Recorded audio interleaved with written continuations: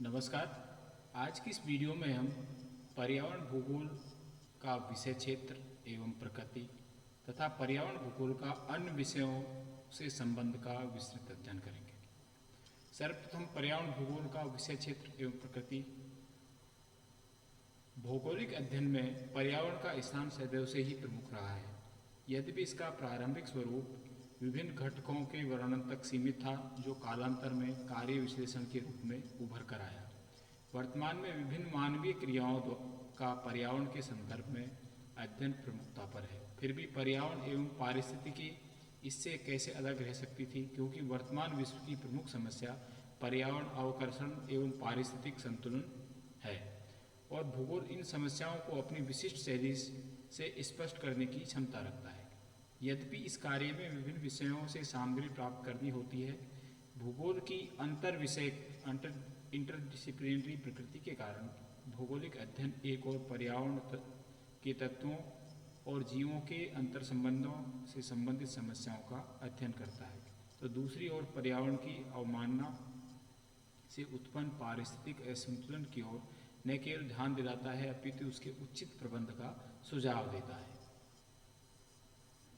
सामान्य रूप से पर्यावरण पारिस्थितिकी भूगोल का क्षेत्र एवं विषय वस्तु निम्न शीर्षकों में वर्णित की जा सकती है।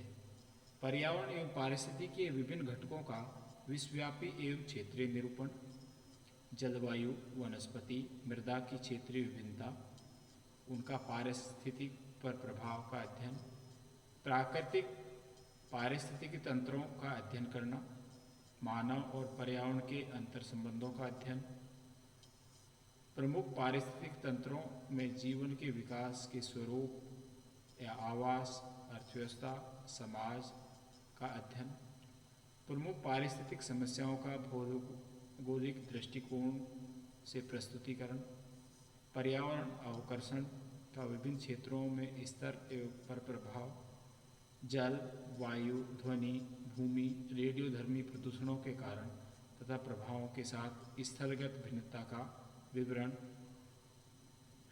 जनसंख्या, नगरीकरण एवं औद्योगिकरण का पर्यावरण पर प्रभाव, विकास के पर्यावरण पर प्रभाव का क्षेत्रीय एवं प्रादेशिक निरूपण, संसाधन उपयोग का पर्यावरण पर प्रभाव एवं संसाधन संरक्षण तथा पर्यावरण संरक्षण का अध्ययन, पर्यावरण प्रबंधन में भौगोलिक पक्ष को प्रस्तुत करना, सतत विकास की रूपरेखा प्रस्तुत करना, पर्यावरण शिक्षा हेतु उचित मार्गदर्शन तथा भौगोलिक ज्ञान के माध्यम से पर्यावरण शिक्षा को अधिक उपयोगी बनाना, पर्यावरण प्रभाव समीक्षा तथा पारिस्थितिकी अंकेक्षण की पद्धति का विकास करना, पर्यावरण शिक्षा हेतु उचित मार्गदर्शन, भौगोलिक ज्ञान के माध्यम से पर्यावरण शिक्षा को अधिक उपयोगी बनाना, पर्यावरण नियोजन हेतु तात्कालिक एवं दूरगामी सुझाव प्रस्तुत कर पर्यावरण के उचित उपयोग हेतु मास्टर प्लान तैयार करना, एक देश की प्रदेश की स्थानीय पर्यावरण की समस्याओं की जानकारी प्रदान करना तथा उसके निराकरण के उपाय सुझाना, उचित पर्यावरण अवबोध का विकास करना आदि। वर्तमान विश्व में पर्यावरण का संकट गहराता जा रहा है तथा पारिस्थितिक तंत्र में असंतुलन होने के कारण अनेक समस्याएं उत्पन्न हो गई हैं। इन समस्याओं का निराकरण विश्व में मानवता के भविष्य को सुनिश्चित करने हेतु आवश्यक है।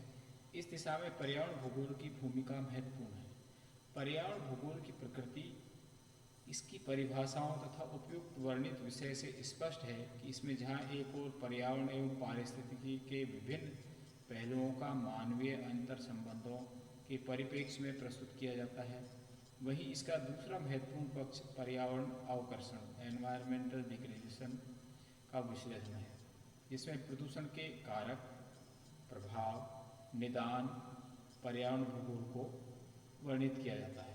साथ ही अनेक अन्य समस्याएं जैसे वनोन्मूलन, मरुस्थलीकरण, मृदा अपरदन, भूस्खलन तथा अन्य प्राकृतिक आपदाओं का अध्ययन किया जाता है। तीसरा महत्वपूर्ण तथ्य यह है, जो कि वर्तमान में सर्वाधिक उपयोगी है, पर्यावरण प्रबंधन एनवायरमेंटल मैनेजमेंट। इसके अंतर्गत संसाधनों का उचित प्रबंधन के साथ ही सतत एवं संतत विकास सस्टेनेबल डेवलपमेंट हेतु योजना प्रस्तुत करना, इसके विविध पक्षों को विवेचन करना, पर्यावरण प्रभाव समीक्षा, पारिस्थितिक अंकेक्षण, इको ऑडिटिंग हेतु रूपरेखा भी पर्यावरण भूगोल का प्रमुख पक्ष है। अनेक विश्वव्यापी समस्याओं का भी पर्यावरण भूगोल में अध्ययन किया जाता है, जैसे जलवायु परिवर्तन, तापमान वृद्धि, ओजोन परत की विरलता, हरित गृह प्रभाव, मरुस्थलीकरण, रेडियोधर्मिता का पर्यावरण पर प्रभाव आदि। पर्यावरण भूगोल के क्षेत्र एवं प्रकृति का स्वरूप इसी आधारभूत संकल्पनाएं भी स्पष्ट करती है। नंबर 1, जीव मंडल में प्राकृतिक प्रक्रम, भौतिक, जैविक, मनुष्य एवं पर्यावरणीय प्रक्रमों के मध्य अंतर संबंध होता है। 2, पर्यावरण के जैविक, बायोटिक एवं अजैविक, भौतिक, एबायोटिक या फिजिकल संगठक सदैव क्रियाशील रहते हैं तथा मानव अपने कार्यों से उसमें परिवर्तन करता है, जिससे प्राकृतिक चक्र में व्यवधान होता है। मनुष्य भी उनको प्रभावित करता है और जो एक प्राकृतिक जो सर्किल होता है उसमें अवरोध पैदा होता है। गति, उद्भवशील, डायनामिक एवोल्विंग प्राकृतिक चक्र सामान्य रूप से संचालित एवं नियंत्रित रहता है। भौमिकीय प्रक्रमण कई चक्र समूहों द्वारा कार्य करता है, जैसे भूचक्र, जियोसाइकिल, भौमिकीय चक्र, जियोलॉजिकल साइकिल, जैव भू रसायन, बायोजियोकेमिकल साइकिल, पारिस्थितिक चक्र, इकोलॉजिकल साइकिल, विश्व स्तरीय वायु चक्र, ग्लोबल गैसेज साइकिल आदि। ये सभी पर्यावरणीय संतुलन एवं जीव विकास के आधार होते हैं। नेक्स्ट है, पर्यावरण को विभिन्न घटकों का समूह है। इसमें चाहे भौतिक पर्यावरण है, रासायनिक, सारे घटक इसमें स्थलमंडल, जलमंडल, वायुमंडल सारे सम्मिलित होते हैं। अतः अत्यधिक क्रियाशील है। इसकी क्रियाशीलता समय और स्थान के साथ परिवर्तित होती रहती है। नेक्स्ट, जीवों की प्रजातियां परिवर्तित पर्यावरण की दशाओं के साथ स्वतः सामंजस्य करने की स्थिति में होती हैं। हम जानते हैं कि जैसा एनवायरनमेंट है उसके अकॉर्डिंग चाहे वनस्पति है, जीव उसके ढलने की कोशिश करते हैं, और यदि वो ढलते नहीं हैं तो फिर वो अपने आप को समाप्त कर देते हैं। किंतु पर्यावरण का एकाएक अवकर्षण अनेक प्रजातियों को लुप्त होने का कारण बन जाता है। यदि जो जीव वनस्पति उसमें एडजस्ट नहीं कर पाती हैं तो फिर इसके बाद में वो जीव प्रजाति वहाँ से समाप्त हो जाती है, नष्ट हो जाती है। नेक्स्ट, केवल पर्यावरण ही जीवों को प्रभावित नहीं करता, अपितु जीव भी अपने विकास, वृद्धि, विस्तार तथा परिवर्तित वैज्ञानिक ज्ञान से पर्यावरण को प्रभावित करते हैं। वो भी अपने एक्शन रिएक्शन, क्रिया प्रतिक्रिया के द्वारा उसको प्रभावित करते हैं। सामान्य प्रकार के पर्यावरण में विभिन्न प्रकार की प्रजातियां विकसित हो जाती हैं, जिससे बायोम तथा जीवों की विचारधारा का है। हम जानते हैं कि बायोम एक जैसी परिस्थिति में वहाँ पैदा होने वाले चाहे जीव है, वनस्पति है, या वो उसको हम संपूर्ण क्षेत्र को एक बायोम के नाम से, जैसे ग्रासलैंड बायोम है आपके, तो ये यहाँ पर पर्यावरण की एक जैसी परिस्थिति होती है, तो वहाँ पर चाहे वनस्पति की समानता मिले, चाहे जीवों की समानता मिले, और उस समानता को ही हम संपूर्ण बायोम के नाम से जानते हैं, जिसे जीवों की विचारधारा भी कहा जाता है। पर्यावरण के जैविक एवं अजैविक संगठनों में पारस्परिक संबंध होते हैं।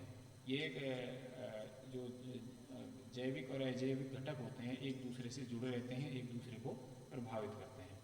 पारिस्थितिक तंत्र एक कार्यशील, सुसंगठित, संरचित इकाई होता है तथा इसमें क्षेत्रीयता के आधार पर अंतर होता है। इकोसिस्टम जो होता है इसमें कार्य की एक समाज में उसमें जो जीव होते हैं उनके एक्शन रिएक्शन क्या होती है, एक दूसरे से रिलेटेड रहते हैं, वो एक दूसरे को प्रभावित करते हैं, तो ये और फिर इसमें क्षेत्र विशेष में उसमें डिफरेंस आ जाता है, अंतर आ जाता है। विभिन्न जीवधारियों के प्रादेशिक तथा विश्व स्तर पर उनके स्थानिक विवरण, कालिक विभिन्नताओं, उसके विसरण एवं विलोपन के संदर्भ में जीवन रूपों का अध्ययन महत्वपूर्ण होता है। उपरोक्त से विवरण से स्पष्ट है कि पर्यावरण भूगोल का क्षेत्र अत्यधिक व्यापक है।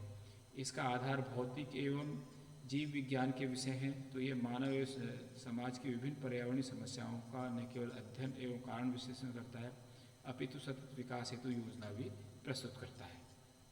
तो हम विषय क्षेत्र और प्रकृति, पर्यावरण भूगोल का जो विषय क्षेत्र है बहुत विस्तृत है, जिसमें संपूर्ण जीवों से लेकर स्थलमंडल, इसमें शामिल होता है। और जो प्रकृति है ये साइंस का विषय है या कला का विषय है, तो इसमें हम एक एक तत्व का सिस्टमेटिक अध्ययन करते हैं तो हम कह सकते हैं कि एक साइंटिफिक स्टडी है। पर्यावरण भूगोल एक वैज्ञानिक स्थिति वैज्ञानिक प्रकृति का विषय है और इसको हम विज्ञान भी कह सकते हैं। अब आता है आपके पर्यावरण भूगोल का अन्य प्राकृतिक विज्ञानों से संबंध। Relation to environmental geography to other natural science. पर्यावरण भूगोल एक अंतर विषय इंटरडिसिप्लिनरी एक दूसरे से जुड़ा हुआ विषय है जिसका संबंध अनेक प्राकृतिक विज्ञानों से है। यह कहना अतिशयोक्ति नहीं होगा कि पर्यावरण भूगोल का आधार ही प्राकृतिक विज्ञान है। जितने भी जो नेचुरल साइंस है वो ही इसका बेस है। पर्यावरण भूगोल का संबंध एक और जीव विज्ञान बायोसाइंस, दूसरी ओर भूविज्ञान अर्थ साइंस से है। इन अंतर संबंधों का संक्षिप्त विवरण पर्यावरण भूगोल की प्रकृति के समझने हेतु आवश्यक है। पर्यावरण भूगोल एवं पारिस्थितिकी, जैसा कि के प्रारंभ में वर्णित किया गया है, पारिस्थितिकी वह विज्ञान है जो सभी जीवों का संपूर्ण पर्यावरण के साथ संबंधों का अध्ययन करता है। जो भी उनका एक्शन रिएक्शन होता है वो सब इसमें स्टडी की जाती है। इसके अंतर्गत जीव जगत का उद्भव, उसका पोषण, उसका ऊर्जा चक्र, उसका विकास और पर्यावरण के आपसी क्रिया प्रतिक्रिया का अध्ययन इसमें किया जाता है। पारिस्थितिक तंत्र में वनस्पति एवं जीव जंतुओं की जलवायु, जल, वायु और मृदा से अंतरक्रिया और उनके नियंत्रक ऊर्जा प्रवाह का अध्ययन होता है। जबकि पर्यावरण भूगोल में जीवों विशेषकर मानव और उसकी क्रियाशीलता का पर्यावरण के साथ संबंधों और उनके प्रभावों का स्थान और समय के परिप्रेक्ष्य में अध्ययन किया जाता है। विभिन्न पारिस्थितिक तंत्रों में वनस्पति तथा जीव जंतुओं का वितरण एवं प्रभावों का अध्ययन पर्यावरण भूगोल में किया जाता है। पर्यावरण भूगोल एवं वनस्पति शास्त्र। वनस्पति शास्त्र मूलतः पादप एवं वनस्पति का संपूर्ण अध्ययन और विश्लेषण करता है, जिसमें पादप के उद्भव, संरचना, विकास, उसके पोषण, ऊर्जा प्रवाह, फैलाव आदि विविध पक्षों का वैज्ञानिक निरूपण किया जाता है। पादपों का नियंत्रक तत्व पर्यावरण होता है, क्योंकि जहाँ पर जैसा वातावरण होता है, ठंडे प्रदेशों में ठंडे उससे जलवायु वाले पौधे उगते हैं, उष्ण में, तो ये इसको कंट्रोल करता है। पर्यावरण वहाँ के जो वनस्पति है किसी प्रदेश की उसको पूरी तरह नियंत्रित करता है। अर्थात जल, वायु, मृदा द्वारा भी पादपीय विविधता का जन्म होता है। वे जहाँ अलग प्रकार की मिट्टी में अलग प्रकार के आपकी वनस्पति उगती है, डेवलप होती है, मरुस्थलीय प्रकार की वनस्पति उत्पन्न होती है, तो विभिन्न क्षेत्रों में इसका विस्तार होता है। भौगोलिक अध्ययन में मूलतः पादपीय विवरण, जो कि स्थानीय, क्षेत्रीय, राष्ट्रीय और विश्वव्यापी हो सकता है, का विवेचन पर्यावरणीय तत्वों के संदर्भ में किया जाता है। पर्यावरण भूगोल में भी हम इनका अध्ययन करते हैं। इस प्रकार का विश्लेषण विश्व के पादपीय स्वरूप को न केवल समझने हेतु विश्व के परिवर्तित वितरण के स्वरूप को भी स्पष्ट करता है कि कहाँ पर किस प्रकार की जलवायु है और वहाँ किस प्रकार की वनस्पति पैदा हो रही है। पर्यावरण भूगोल में जैव विविधता के पर्यावरण के संबंधों का अध्ययन के साथ पादप संख्या, पादप समुदाय, वृहत जैविक इकाइयों, बायोम, जो एक जैसे कंडीशन में जो वनस्पति उगती है उसको बायोम के नाम से जाना जाता है, का अध्ययन किया जाता है। पर्यावरण भूगोल एवं प्राणी विज्ञान। प्राणी विज्ञान में हम जीव जंतुओं का अध्ययन करते हैं, जिसमें सूक्ष्म जीवों से लेकर थलचर, जलचर, पक्षियों का उद्भव, विकास, संरचना, विस्तार तथा विशिष्टताओं का वैज्ञानिक अध्ययन किया जाता है। संपूर्ण जीव जंतुओं के इनका आधार वहाँ की पारिस्थितिकी होती है। उपयुक्त पर्यावरण में ही जीव विकास का होता है और पर्यावरण में अंतर आने पर जीवों में भी अंतर आने लगता है। जैसे वो चेंज होता है एनवायरनमेंट, तो वहाँ पर दूसरे प्रकार के जीव जो उनको सूट करते हैं वो मिलने लग जाते हैं। इस कारण जैव विविधता, बायोडाइवर्सिटी का जन्म होता है कि कहाँ पर किस प्रकार की क्लाइमेट है, तो वहाँ पर उसी प्रकार जिसको जो सूट करते हैं वही जीव जंतु वहाँ पर पाए जाते हैं। इसके विपरीत पर्यावरणीय परिस्थितियों में प्रजातियाँ विलुप्त हो जाती हैं और यदि वहाँ पर एनवायरनमेंट चेंज हो गया तो यहाँ पर जो प्रजातियाँ पहले से हैं उनको एडजस्ट नहीं कर पाएंगे, तो फिर वो विलुप्त हो जाती हैं। जो कि आज विभिन्न प्रकार की चाहे वनस्पति है, चाहे जीव जंतु हैं, जो विलुप्त के कगार पर हैं, चाहे प्रदूषण की वजह से हैं, तो इसलिए इनका अध्ययन अति आवश्यक है। जीवों के विवरण एवं पर्यावरण में अंतर संबंधों का पर्यावरण भूगोल में अध्ययन किया जाता है। इसके माध्यम से एक और वर्तमान जीव जंतु विवरण एवं जैव विविधता को समझने में सहायता मिलती है, तो दूसरी ओर उसके संरक्षण का मार्ग भी प्रशस्त होता है। पर्यावरण भूगोल का रसायन और भौतिक शास्त्र से संबंध। रसायन शास्त्र में पर्यावरणीय अध्ययन के अंतर्गत पदार्थों की रासायनिक बनावट का अध्ययन और विश्लेषण किया जाता है। पर्यावरण प्रदूषण के अंतर्गत विभिन्न प्रकार की गैसों की संरचना, प्रकृति तथा पदार्थों की संरचना से प्रदूषण के कारकों की जानकारी के साथ उसके नियंत्रण का रास्ता भी निकलता है।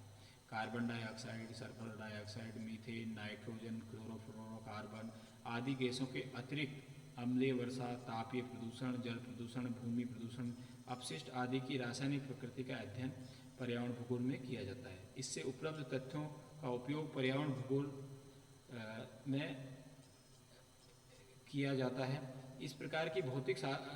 इसी प्रकार भौतिक शास्त्र में भी विभिन्न भौतिक क्रियाओं जैसे परावैंगनिक किरणों, ओजोन विरलता आदि का अध्ययन किया जाता है।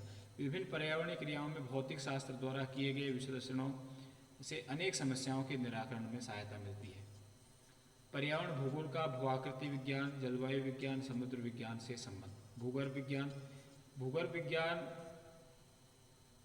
भूगर्भिक संरचना का प्रभाव किसी क्षेत्र के भूआकृतिक स्वरूपों के साथ साथ उसके क्षेत्र के भौतिक पर्यावरण पर पड़ता है। मृदा के विभिन्न खनिज तत्वों की उपलब्धता, जल की प्रवेशता, चट्टानी स्तरों का प्रारूप आदि का अध्ययन किसी क्षेत्र के पर्यावरण एवं पारिस्थितिक स्वरूपों को समझने के लिए महत्वपूर्ण सूचना उपलब्ध कराते हैं। भूआकृति विज्ञान, जियोमॉर्फोलॉजी इस आकृतियों के अध्ययन का विज्ञान है। इसकी एक शाखा पर्यावरण भूआकृति विज्ञान एनवायरमेंटल जियोमॉर्फोलॉजी के रूप में विकसित हो रही है, जो भू पारिस्थितिकी तंत्र जियो इकोसिस्टम का भी अध्ययन करती है। विभिन्न स्थिर आकृतियाँ जहाँ पर्यावरण को नियंत्रित करती हैं। आकस्मिक भू आकृतियाँ घटनाक्रम जैसे भूकंप, ज्वालामुखी विस्फोट, भूस्खलन आदि भी पर्यावरण पर प्रभाव पड़ता है। भौगोलिक अध्ययन का एक प्रमुख पक्ष इन्हीं प्रभावों का अध्ययन करना है। जलवायु विज्ञान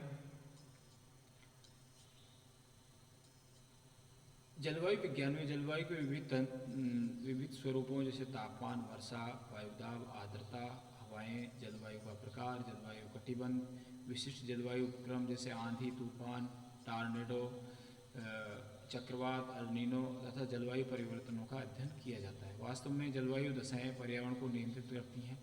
वर्तमान में जलवायु परिवर्तन का जलवायु विज्ञान के साथ पर्यावरण अध्ययन का सर्वाधिक महत्वपूर्ण विषय है, जो पर्यावरण भूगोल में भी महत्वपूर्ण है।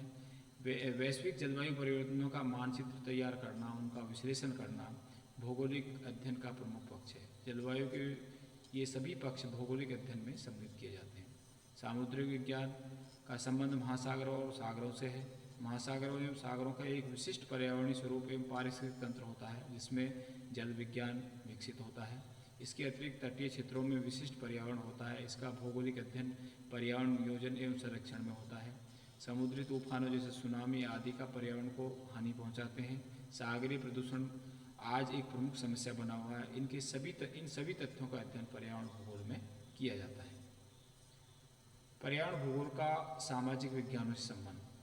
पर्यावरण भूगोल का विभिन्न सामाजिक विज्ञानों से अंतर संबंध है, क्योंकि पर्यावरण भूगोल मानव पर्यावरण के संबंधों की क्रियाशीलता और प्रभाव उत्पादकता का अध्ययन करता है। अतः पर्यावरण भूगोल का समाजशास्त्र, राजनीति शास्त्र, अर्थशास्त्र, वाणिज्य आदि से संबंध है। समाजशास्त्र के अंतर्गत सामाजिक व्यवस्था, समुदाय, परिवार, प्रजाति आदि के विभिन्न पक्षों के अध्ययन के साथ सामाजिक समस्याओं का अध्ययन कर उनका सामाजिक निराकरण प्रस्तुत किया जाता है। पर्यावरण सामाजिक विकास का आधार है और पर्यावरण समस्याओं का सीधा संबंध मानव और समाज से होता है। वर्तमान में पर्यावरणीय समस्याओं का अध्ययन सामाजिक परिप्रेक्ष्य में किया जाता है, जैसे प्रदूषण, पर्यावरणीय अवकर्षण, मरुस्थलीकरण, वनोन्मूलन, अपशिष्ट निस्तारण जैसी समस्याओं का निराकरण भी सामाजिक चेतना से ही संभव हो सकता है। अतः पर्यावरण भूगोल एवं समाजशास्त्र इस दिशा में सक्रिय भूमिका अदा करते हैं। राजनीतिक शास्त्र का पर्यावरण भूगोल से सीधा संबंध है। वर्तमान में विश्व राजनीति हो या देश की राजनीति, पर्यावरण के प्रति सभी सरकारें सचेत हैं। विश्व पर्यावरण संरक्षण में संयुक्त राष्ट्र संघ महत्वपूर्ण भूमिका निभा रहा है। वास्तव में पर्यावरण संबंधी नीति निर्धारण, कानून बनाना, वित्तीय व्यवस्था करना, कानूनों को लागू करना सरकारों का दायित्व है। वर्तमान में पर्यावरण की भू राजनीति, जियोपॉलिटिक्स एंड एनवायरनमेंट भी महत्वपूर्ण है। विकसित देश पर्यावरण अवकर्षण अधिक करते हैं, किंतु उनका नुकसान विकासशील देशों को उठाना पड़ता है। अनेक अंतर्राष्ट्रीय पर्यावरणीय समस्याओं में विश्वव्यापी सहयोग आवश्यक होता है। ये सभी तथ्य राजनीति विज्ञान के साथ साथ पर्यावरण भूगोल की विषय वस्तु हैं। अर्थशास्त्र, वाणिज्य तथा पर्यावरण भूगोल के कुछ पक्ष समान हैं। प्रत्येक पर्यावरण परियोजना पर्यावरण भूगोल की परिभाषा, विषय क्षेत्र, विषय हेतु वित्तीय व्यवस्था का प्रबंधन के साथ लागत एवं लाभ का विश्लेषण किया जाता है। वर्तमान में अर्थशास्त्र का एक विषय पर्यावरणीय अर्थशास्त्र एनवायरमेंटल इकोनॉमिक्स भी विकसित हो रहा है। इस प्रकार वाणिज्य व्यापार का वर्तमान पर्यावरण से गहरा संबंध है, क्योंकि व्यापारीकरण या वैश्वीकरण का सीधा प्रभाव पर्यावरण पर हो रहा है। संसाधनों के शोषण से अनेक क्षेत्रों प्रदेशों में पर्यावरण संकट पैदा हो गया है। सतत विकास की संकल्पना के लिए अर्थशास्त्र एवं वाणिज्य में प्रचलित संकल्पनाओं का उचित प्रयोग पर्यावरण संरक्षण में उचित दिशा दे सकता है। यद्यपि प्रत्येक पर्यावरणीय परियोजना वित्तीय दृष्टि से लाभकारी हो यह आवश्यक नहीं है, अपितु जनोपयोगी होना आवश्यक है। ये कार्य भौगोलिक दृष्टि से संभव है। पर्यावरण भूगोल इसके मध्य सेतु का कार्य करता है। उपरोक्त सामाजिक विज्ञानों के अतिरिक्त लोक प्रशासन, इतिहास, दर्शन शास्त्र, जनसांख्यिकी आदि भी पर्यावरण भूगोल से संबंधित है। पर्यावरण भूगोल जहाँ अन्य समाजशास्त्रों से संबंधित है, वहीं भूगोल की अन्य शाखाओं से भी इसका घनिष्ठ संबंध है। पर्यावरण भूगोल का कृषि, उद्योग, परिवहन, संसाधन भूगोल से भी संबंध है। कृषि का विकास, प्रकार, उत्पादकता पर्यावरण द्वारा नियंत्रित होते हैं। कृषि में रासायनिक उर्वरकों, कीटनाशकों का अधिकाधिक प्रयोग आज पर्यावरणीय विशेषज्ञों के लिए चिंता का कारण बनता जा रहा है। औद्योगिक एवं परिवहन भूगोल के अध्ययन का एक पक्ष उद्योगों एवं परिवहन से फैलता वायु, जल एवं ध्वनि प्रदूषण है। पर्यावरण भूगोल सभी प्रकार के प्रदूषणों की प्रकृति एवं उनके मानव पर प्रभाव का अध्ययन करता है। संसाधन भूगोल में संसाधनों का वितरण एवं संरक्षण प्रमुख तत्व है। विश्व में वन, खनिज, जल, मृदा आदि संसाधनों के शोषण से जहाँ संसाधनों में कमी का संकट पैदा हो रहा है, वहीं अनियंत्रित संसाधन शोषण पर्यावरण के लिए संकट का कारण बनता जा रहा है। पर्यावरण भूगोल संसाधनों का उचित संरक्षण का प्रारूप प्रस्तुत करता है। भूगोल की अन्य शाखाओं जैसे जनसंख्या भूगोल, नगरीय भूगोल, नियोजन भूगोल में भी पर्यावरण के पक्षों की महत्ता है। जनसंख्या वृद्धि, नगरीकरण वर्तमान में पर्यावरण हेतु सबसे गंभीर खतरा है। पर्यावरण भूगोल में जनसंख्या वृद्धि को दृष्टिगत रखते हुए तथा नगरों में अवकर्षित होते पर्यावरण को पर्याप्त महत्ता दी जाती है। नियोजन भूगोल प्रमुखतः जब प्रादेशिक नियोजन की बात आती है तो सर्वप्रथम क्षेत्रीय पर्यावरण पर दृष्टि जाती है। भावी विकास पर्यावरण संरक्षण के साथ हो तथा पारिस्थितिक तंत्र संतुलित रहे, यही वर्तमान नियोजन का आधार है। तो आज हम इस वीडियो में पर्यावरण भूगोल का विषय क्षेत्र, इसमें क्या क्या अध्ययन किया जाता है, विभिन्न विषयों से इसका संबंध और पर्यावरण भूगोल की प्रकृति, ये कला का विषय है, साइंस का विषय है, का हमने इस वीडियो में अध्ययन किया। इस वीडियो में इतना ही। That's all. Thank you.